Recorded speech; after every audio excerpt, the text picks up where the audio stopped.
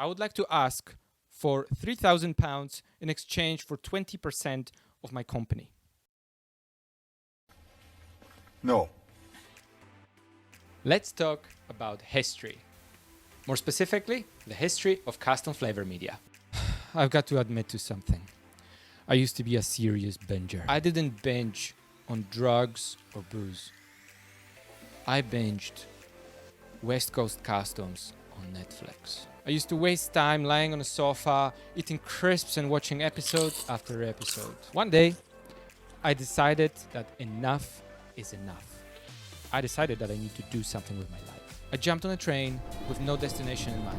I got off in the coastal town of Norberg and I took a long walk along the beach thinking about the future. And like any other binger, I ended up in a bar. I got me a beer, I pulled out my notepad and I threw on a pair of headphones. And before you know it, I became the first Polish man listening to Italian music, drinking Irish beer, and a Scottish bar. I started writing and I wrote and I wrote and I wrote. And then I wrote some more. What I created was a plan to build something unique and personal, something creative and exciting, a creative agency with a mix of unusual ingredients, but I still needed a name. I've been thinking long and hard about what to call it.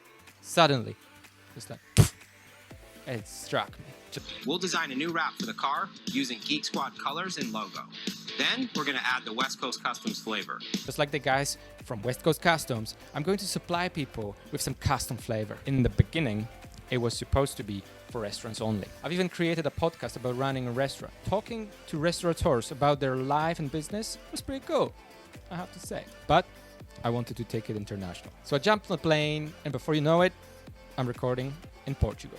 During that trip, I also found time to terrorize the nice people of Lisbon in my attempts to try to learn how to ride a longboard. I vlogged the whole thing and people seemed to like it. One of my work colleagues encouraged me to start making videos like these for a living. So I did. I made videos for students of art. I made videos for small companies, just using my phone. But to be a pro, I needed to bring the big guns. I was too poor though. My salary as a waiter didn't allow me to buy shoes, let alone some equipment. Finally, I worked up my courage and I asked a friendly entrepreneur for an investment. I would like to ask for £3,000 in exchange for 20% of my company. No. I'm out. And I'm going to make you an offer. I'm going to offer you all of the money for 20% of the business.